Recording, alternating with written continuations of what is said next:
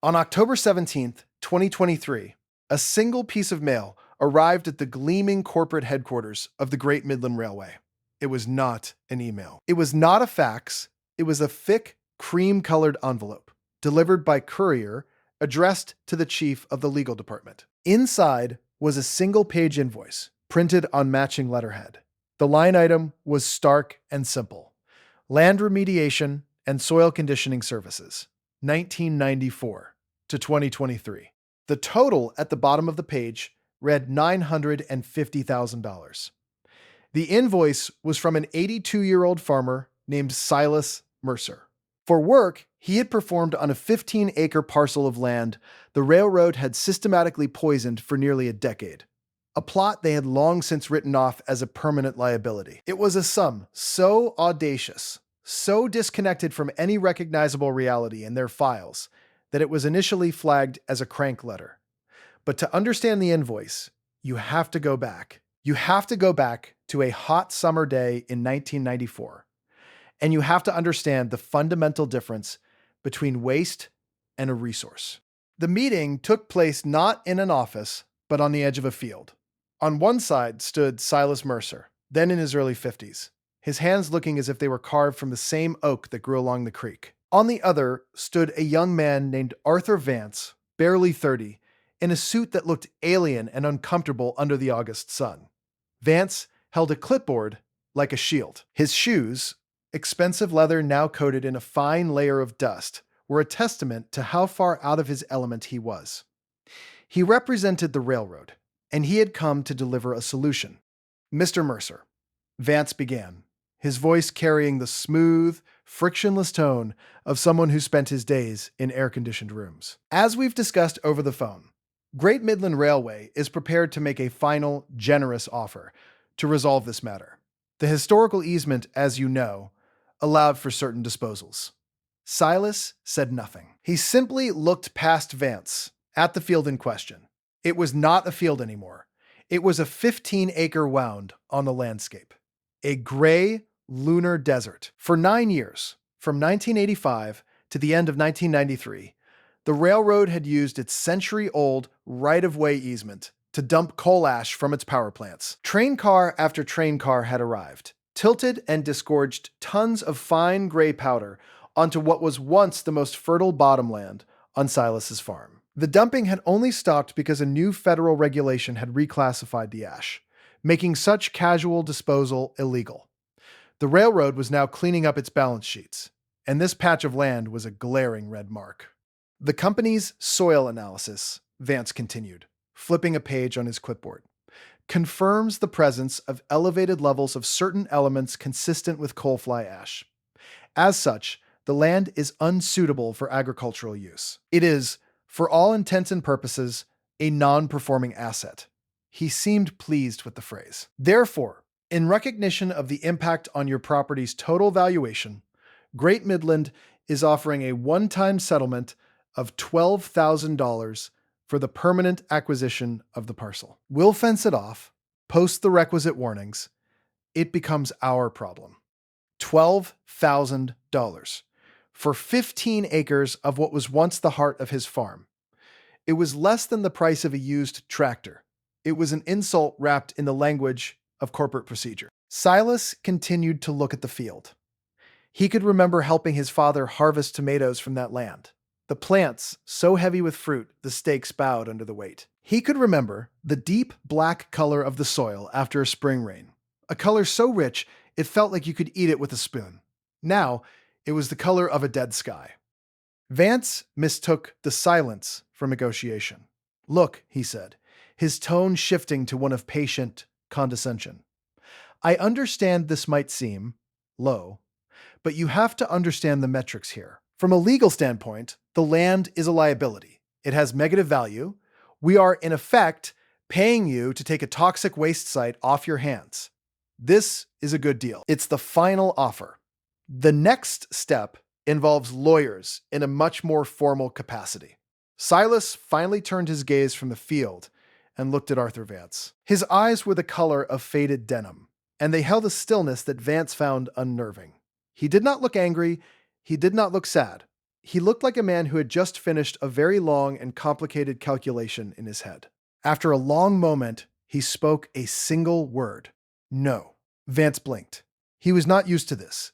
He was used to arguments, to haggling, to emotional outbursts that he could calmly dismantle with logic and liability clauses. He was not used to a simple, quiet, absolute refusal. Mr. Mercer, I don't think you're appreciating the situation.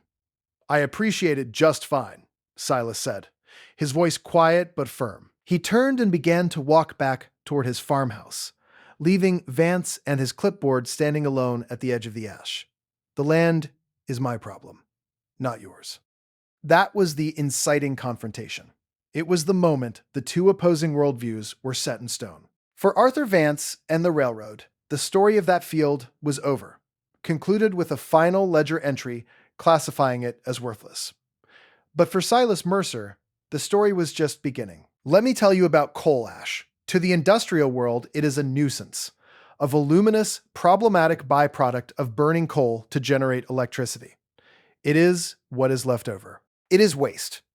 For decades, power companies and heavy industries like the railroad looked for the cheapest possible way to get rid of it. Often, that meant finding a hole, a forgotten corner of land, and simply dumping it. The ash that covered Silas Mercer's field was primarily fly ash, a fine powdery material composed of the non-combustible minerals found in coal. It is made of tiny, glassy spheres, and it is rich in things like silica, aluminum, iron, and calcium. It is also, as Arthur Vance's report noted, a source of concern for its concentration of heavy metals: arsenic, mercury, lead, cadmium. It is a material that, on paper, looks like poison. And it can be. Dumped in massive quantities, it can leach these elements into groundwater. The fine particles can become airborne, a hazard to breathe. When wet, it can form a dense, cement-like slurry that suffocates the earth beneath it, killing every microorganism, every worm, every root. By every modern agricultural and environmental metric, the 15 acres of the Mercer farm were not just fallow, they were toxic, a sacrifice zone. The community certainly saw it that way. The other farmers in the valley spoke of Silas's ash pit in hushed tones. They rerouted their irrigation ditches. They told their children not to go near the fence line. They saw a man who had been deeply, irrevocably wronged by the railroad, and who was now, it seemed, too stubborn or too foolish to accept the meager compensation and move on. His refusal of the $12,000 offer became a local legend, a cautionary tale about pride getting in the way of common sense. But Silas Mercer had a different perspective. It was a perspective he had inherited, one that did not come from a textbook or a laboratory report, but from generations of observation. His father and his grandfather before him had farmed this same land. They did not have soil test kits or chemical fertilizers. They had their eyes, their hands, and a deep intuitive understanding of the earth as a living system. His grandfather had a saying, "The soil gets hungry, same as us. You have to give it a good meal." For him, a good meal was not just manure or compost. He spoke of stone meals, of grinding up certain rocks and spreading the dust to sweeten the soil. He saw the world not as a collection of good and bad materials, but as a complex system of balances. Silas had never forgotten those lessons. When he looked at the railroad's report, he saw the list of heavy metals, the things that made Arthur Vance use the word toxic. But he also saw the other components: calcium, potassium, magnesium, sulfur, and a whole suite of trace minerals like zinc, boron, and manganese. In the worldview of industrial chemistry, these were contaminants. In Silas's worldview, they were nutrients. They were essential building blocks of life, locked away in a form the soil could not use, and dangerously concentrated. The problem, as he saw it, was not the presence of these elements. The problem was one of balance and biology. The ash was not poison. It was a powerful, chaotic, undigested meal. The field was not dead. It was merely sleeping under a thick gray blanket, waiting for someone to show it how to eat. So, in the autumn of 1994, after Arthur Vance had driven away in a cloud of dust and indignation, Silas Mercer made a decision. The railroad saw a liability to be contained. His neighbors saw a tragedy. His own family saw a source of shame. Silas saw a project. It would be a long project, a quiet project. It would require more patience than profit. He would not be fighting the ash. He would be working with it. He would teach the soil to digest its stone meal. He would turn the railroad's greatest waste product into his farm's greatest asset. The decision was made, but the work could not begin with just a shovel. It had to begin with knowledge. Silas spent that first winter in his study, a small wood-paneled room at the back of the farmhouse. He did not read modern agricultural journals. Instead, he pulled out his grandfather's old farm ledgers. These were not financial records. They were diaries of the land. In spidery handwriting, his grandfather had recorded rainfall, planting dates, and yields.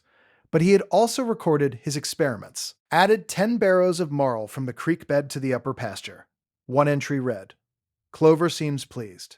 Another noted, "Ground granite dust on the corn patch. Ears are fuller this year." This was the inherited wisdom Silas was looking for. His grandfather had understood that the base geology of the land was the foundation of its fertility. He treated the soil not as a passive medium for holding plants up, but as a slow, living digestive system.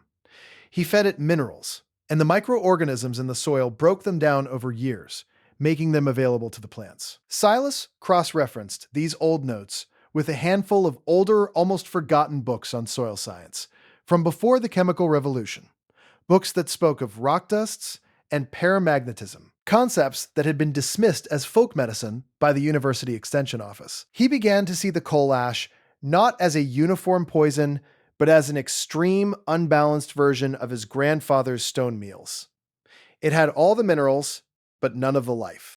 The first step, he determined, was to neutralize the ash's worst properties and introduce that missing life. This was where his grandson, Leo, entered the story. Leo was 16 that first year, a smart kid with a good head for numbers, who was already talking about going to business school. He loved his grandfather, but he saw the ash field as a monument to his family's misfortune. When Silas told him the plan, Leo's skepticism was palpable. "You want to do what?" Leo asked, standing with his grandfather at the edge of the gray expanse. "You're going to plow it. Gramps, they said it's toxic. You'll kick up all that dust. It could make you sick." "We'll do it after a rain," Silas said calmly. "And I'll wear a mask. The first thing is to break up the crust. We have to let the air and water in. And then what? Plant something? Nothing can grow in that stuff." "Not at first," Silas agreed. "First, we feed it. For a long, long time." He had heard the story of the $12,000 offer. He had argued with his grandfather about it. "You should have taken the money, Gramps. $12,000 is a lot. We could have used it to fix the barn roof. This is a waste of time. Everyone says so." It was the voice of modern practicality, the voice of the balance sheet, echoed in the mouth of his own grandson. Silas put a heavy hand on Leo's shoulder. "Your great-grandfather used to say that the best fertilizer is the farmer's shadow. Some things don't have a price, son. They have a value. There's a difference." He picked up a handful of the gray ash. It was fine and gritty, lifeless. "The railroad gave me their garbage. I'm going to give it back to them someday. But first, I'm going to turn it into gold."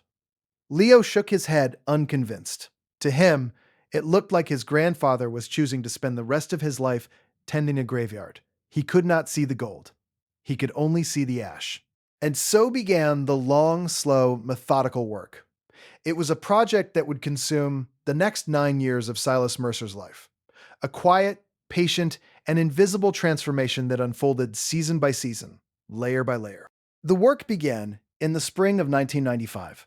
Just as he had told Leo, Silas waited for a heavy spring rain to soak the field, turning the top layer of fine dust into a thick paste, keeping it from blowing in the wind. He hitched his oldest, heaviest plow to his ancient John Deere tractor, the one with the big, simple diesel engine he could fix himself.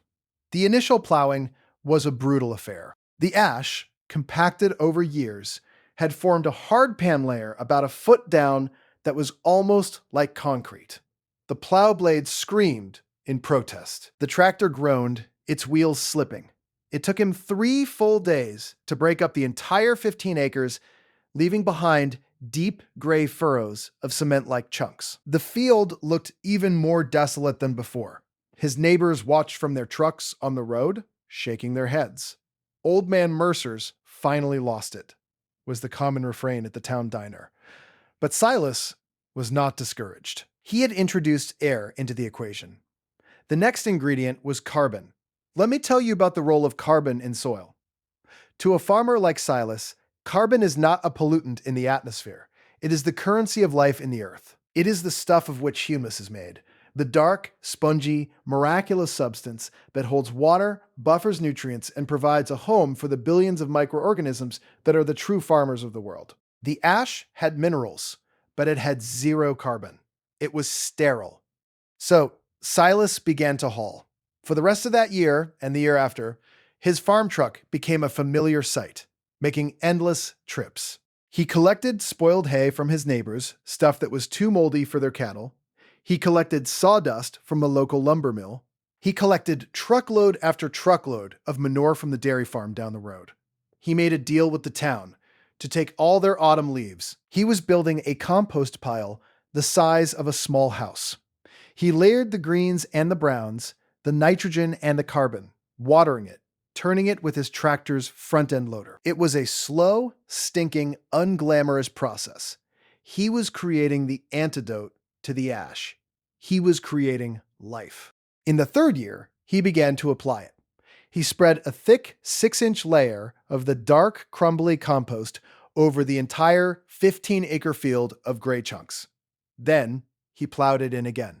This time, the plowing was easier. The ash chunks, having been exposed to a few seasons of rain and frost, began to crumble. The compost acted like a sponge, holding the moisture. For the first time, the field did not look uniformly gray. It was now a mottled, ugly patchwork of gray and brown. It looked like a mess. Leo, home from his first year of college, was horrified. "It smells, Gramps. The whole valley can smell your field." "That's the smell of it working," Silas replied, a rare smile touching his lips. The next phase was biological. He needed to get roots into the soil, but no cash crop could survive these conditions. He needed pioneers. He chose a specific mix of cover crops known for their toughness and their ability to fix problems. He sowed deep-rooted tillage radishes, whose powerful taproots could drill down into the compacted subsoil, creating channels for air and water. He sowed hairy vetch and crimson clover, legumes that have a symbiotic relationship with bacteria that pull nitrogen from the air and fix it in the soil, a free source of the most essential plant nutrient. He sowed ryegrass for its dense, fibrous root system that would create organic matter and prevent erosion.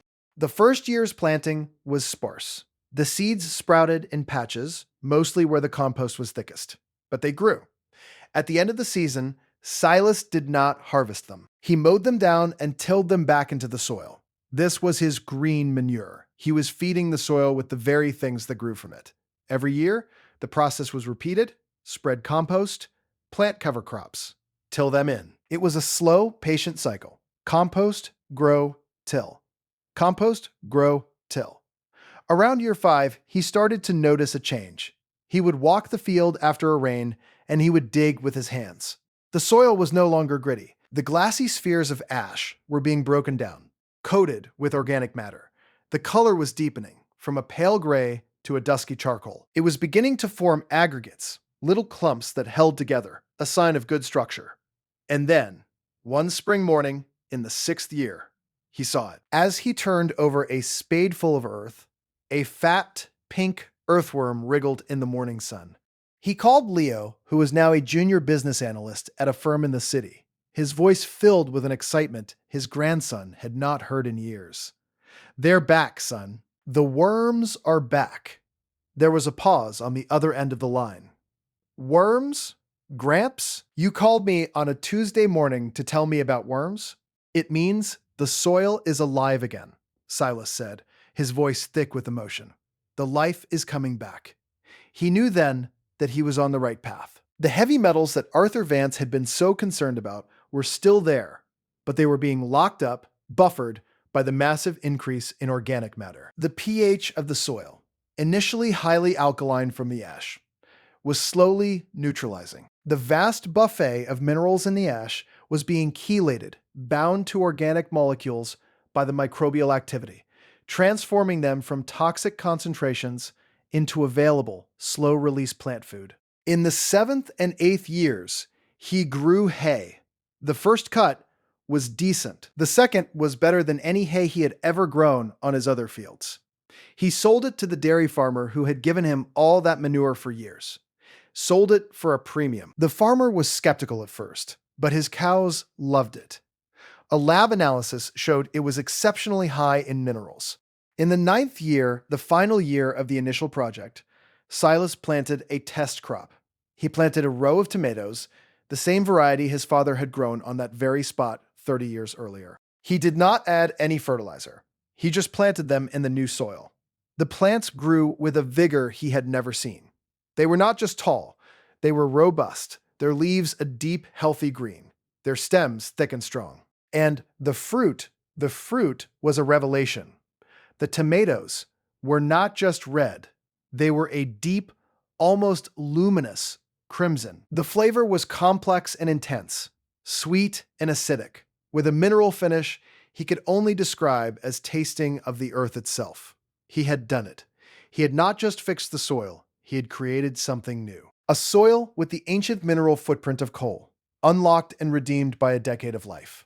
It was a quiet masterpiece, a testament to patience, a 15-acre secret waiting to be told. But the quiet years of turning ash to loam were about to end. The railroad, which had forgotten all about Silas Mercer and his gray field, was about to remember him in the worst possible way. The letter arrived on a Tuesday morning in May of 2023. It was not a friendly correspondence. It came via certified mail, requiring a signature, and its contents were printed in the dense, intimidating language of legal formality.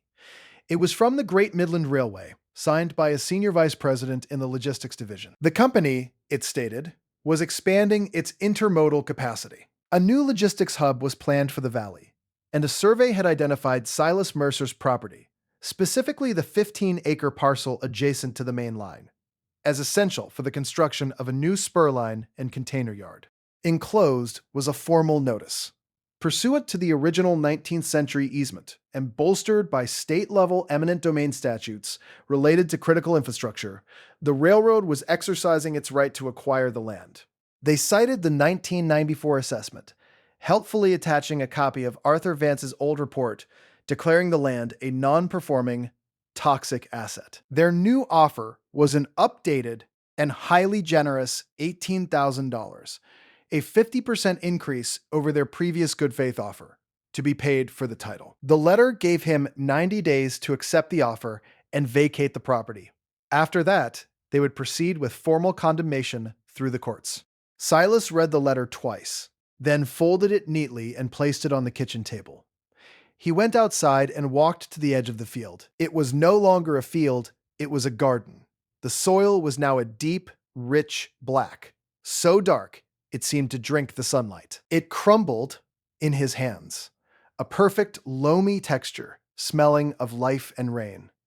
The test rows of vegetables from the previous years had given way to a full-scale planting. Rows of heirloom greens, specialty potatoes, and strange, colorful carrots stretched across the land that was once a sterile gray desert. He had begun quietly selling his produce to a few local restaurants, whose chefs were mystified by the intensity and flavor of his vegetables. He was not just a farmer anymore. He was a curator of terroir. His grandson, Leo, now a sharp, successful consultant in his early 30s, drove out from the city the following weekend.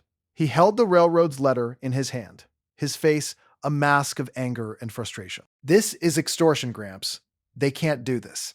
His old skepticism had long ago been replaced by a deep, almost reverential respect for what his grandfather had accomplished, though he still viewed it through a lens of risk and liability. "They think they can," Silas said, calmly weeding a row of purple kale. "We have to fight them," Leo said, pacing back and forth. "I'll call my firm's lawyers. We can file an injunction. We can argue that the original assessment was flawed. We can sue for damages. No, Silas said, not looking up from his work. Leo stopped pacing. No. What do you mean, no? They're going to steal this land. After everything you've done, this is your life's work. Silas finally straightened up, his back aching slightly. He looked at his grandson, at the expensive suit he wore even on a Saturday, at the frantic energy radiating from him. He saw the same panic he had seen in the boy who worried about the barn roof. The motives had changed, but the anxiety was the same. The land is not the work, Leo. The soil is the work. The land is just the container. He pointed toward the farmhouse. Go get my ledger from the study, the new one. For the next 90 days, Silas Mercer appeared to do nothing. He did not hire a lawyer. He did not respond to the railroad's follow-up letters, which grew increasingly demanding. He simply continued his work. He harvested his greens. He dug his potatoes. He delivered his vegetables to the chefs who now depended on him. To the outside world and to the increasingly confident legal department of the Great Midland Railway, he looked like an old man who had given up, resigned to his fate. They misinterpreted his silence as acquiescence. It was the same mistake Arthur Vance had made nearly 30 years before. They mistook patience for passivity. The deadline was August 15th. At 9 o'clock in the morning, a convoy of 3 black sedans rolled down the gravel lane to Silas Mercer's farm. Arthur Vance stepped out of the lead car. He was older now, his hair gray at the temples, his face fuller, but he wore the same expression of unassailable confidence. He was now the railroad's regional vice president. This was a minor loose end he had come to tie up personally, a nostalgic trip to close a file he had opened decades ago. He was flanked by 2 lawyers and a county sheriff. Silas was waiting for them on his porch, sitting in a rocking chair, a glass of iced tea on the table beside him. Mr. Mercer, Vance began, foregoing any pleasantries. The 90-day period has expired. We are here to finalize the transfer. I have the check for $18,000. He held up a cashier's check as if it were a winning lottery ticket. I'm not selling, Silas said quietly. Vance sighed, a theatrical display of disappointment. I was afraid you'd be unreasonable. Sheriff, we have a court order for access and assessment. He gestured toward the 15-acre field. We'll just have our surveyors begin their work.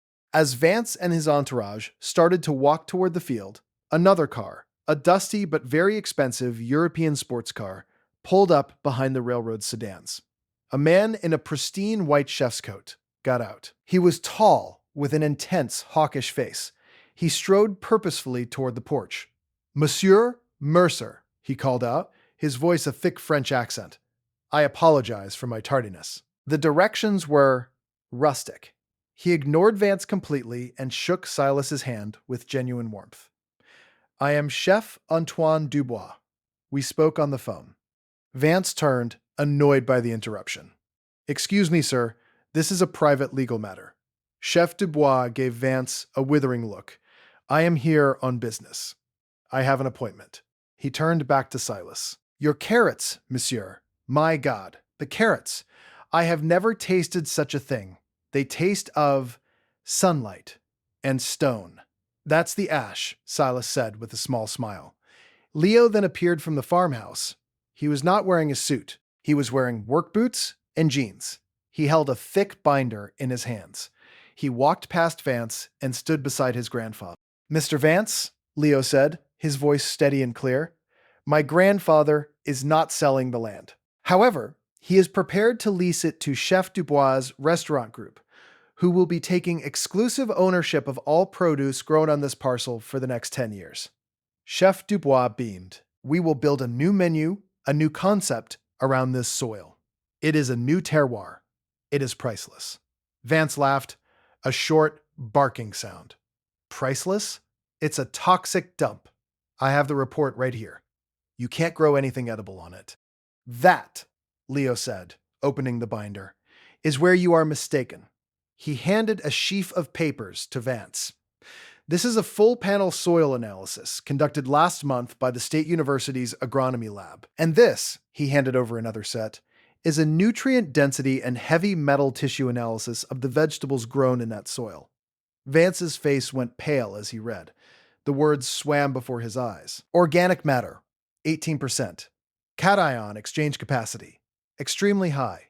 Microbial biomass, off the charts. The vegetable analysis was even more confounding.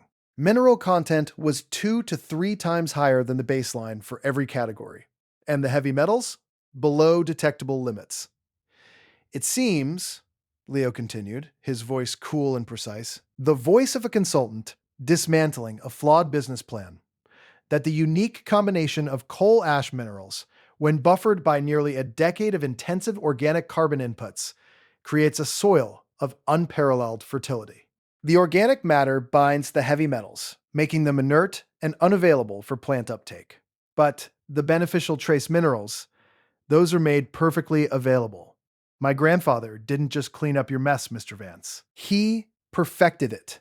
Vance was speechless. He looked from the lab reports to the black, fertile soil, to the smug-looking French chef, and finally to the old man in the rocking chair, who looked like he was simply enjoying a pleasant summer morning. The sheriff, who had been listening with growing interest, cleared his throat. Well, I'll be. He really did it. Leo's moment of epiphany had happened weeks before, when Silas had shown him the ledgers and the first lab reports. He saw it then, not as a business problem, but as a system, a beautiful, closed-loop system. He saw the decades of patient work not as a cost, but as an investment of a kind his business school had never taught him. He saw the truth in his great-grandfather's words. It wasn't about price. It was about value. Now, Leo said, reaching into the binder and pulling out a single familiar-looking sheet of cream-colored paper. There is the matter of the bill for services rendered. He handed the invoice to Vance. $950,000. We've calculated it as a fair market rate for the remediation of 15 acres of contaminated land, plus a consulting fee for the development of a proprietary soil amendment process. We see it as a bargain, really. Vance stared at the invoice, the same one that had been laughed at in the corporate office. It was not a crank letter. It was a checkmate. He was a man who lived by the numbers, and he had been beaten by them. He was standing on the most valuable 15 acres in the county, land his company had created by accident and then tried to steal for pennies on the dollar. And he had just been handed a bill for the privilege. His authority, his confidence, his entire worldview crumbled to dust in the morning sun. The railroad paid. They did not pay the full $950,000, but after a tense negotiation, conducted not by Silas, but by Leo, who had finally found a way to put his business skills to use in service of his grandfather's philosophy, they settled. The company paid $600,000 to void the old easement forever, and to settle the remediation services claim. It was a sum that guaranteed the Mercer Farm security for generations. The story of the check and the standoff became a new kind of local legend, one not of foolish pride, but of quiet, stubborn triumph. The Mercer Farm did not become a massive industrial operation. It became something better. It became a destination. Chef Dubois' restaurant, with its terroir de sang, the terroir of ash menu, earned 3 Michelin stars. The waiting list for a table was over a year long. The story of Silas and his soil was written up in food magazines and agricultural journals around the world. Other soil scientists came to study the land, trying to replicate the process, but they lacked the key ingredient: Silas's 30 years of patient observation. Leo quit his consulting job. He moved back to the farm, not as the new boss, but as his grandfather's apprentice. He traded his spreadsheets for his great-grandfather's ledgers. He learned to read the soil not with a lab report, but with his hands. He learned the smell of healthy mycelial networks, the look of a perfectly ripe tomato, the quiet satisfaction of a day's labor in service of something alive. He was no longer the skeptical inheritor. He was the faithful apprentice, the keeper of a legacy built not on quarterly returns, but on generational cycles. The future of the farm and its unique soil was secure. As for Arthur Vance, he was quietly reassigned to a department that handled railroad track maintenance schedules in a different state. His system, the one built on efficiency, liability, and quantifiable metrics, had encountered a reality it could not process. It had looked at a field of ash and seen only a toxic liability with a negative value. It could not comprehend a system where waste is simply a resource in the wrong place, where time is an ingredient, and where the patient application of life can turn poison into gold. The railroad eventually tried to market a new fertilizer blend based on their proprietary ash-based soil technology, but it failed. It was a sterile, bagged imitation of a living process. They had the formula, but they lacked the soul. In the end, the story of Silas Mercer and his field of ash is a parable for our times. It is a story that draws a clear, sharp line between two opposing worldviews. One is the worldview of the railroad, of Arthur Vance, of the spreadsheet. It is a world of extraction and efficiency. It sees the earth as a collection of resources to be exploited and liabilities to be managed. It operates on short timelines, driven by quarterly reports and shareholder value. In this world, anything that cannot be measured and monetized is worthless. Waste is something to be disposed of as cheaply as possible. Problems are to be contained, not solved. This worldview is powerful. It builds railroads and cities, but it is also brittle. It leaves behind a trail of externalities, of hidden costs, of gray, sterile fields that it writes off as someone else's problem. The other is the worldview of Silas Mercer. It is a world of stewardship and patience. It sees the earth as a complex, living system to be understood and nurtured. It operates on long timelines, driven by the turning of the seasons and the slow, steady work of biology. In this world, value is not the same as price. Waste does not exist. There are only resources in a cycle of decay and renewal. Problems are opportunities for transformation. This worldview is quiet, it is slow. It does not build things quickly, it cultivates them. It takes the garbage of the efficient world and, with time and wisdom and work, turns it into something of deep, lasting, and inimitable worth. It is the worldview that reminds us that the greatest asset we have is not what we can take from the earth, but what we can give back to it.